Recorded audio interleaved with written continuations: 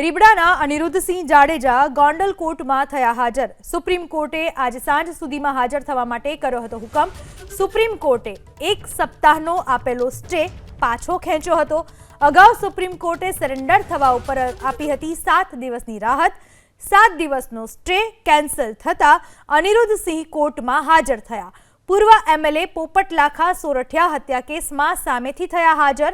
સામા પક્ષની અરજી અને દલીલોના આધારે સુપ્રીમે રાહત પરત ખેંચી।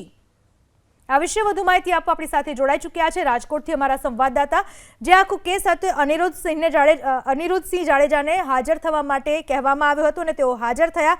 આ કેસમાં અત્યાર સુધીની શું માહિતી સામે આવી રહી છે? ચોક્કસ આ કેસની અંદર સૌથી મોટા સમાચાર કહી શકાય અત્યાર સુધીમાં છેલ્લા 6 મહિનાથી જે સમાચારો અલગ અલગ અનિરુદ્ધસિંહના આવી રહ્યા હતા તેમાં સૌથી મોટા સમાચાર કહી શકાય અનિરુદ્ધસિંહ જાડેજા અત્યારે ગોંડલ કોર્ટની અંદર સામેથી હાજર થયા છે। ઘણા સમયથી જે પોલીસ દ્વારા તેમની શોધખોળ કરવામાં આવતી હતી, સાથે સાથે સુપ્રીમ કોર્ટ દ્વારા આજે સાંજ સુધીમાં હાજર થવા માટેનો આદેશ પણ કરવામાં આવ્યો હતો અને ગઈકાલે તેમને 7 દિવસની રાહત મળી હતી।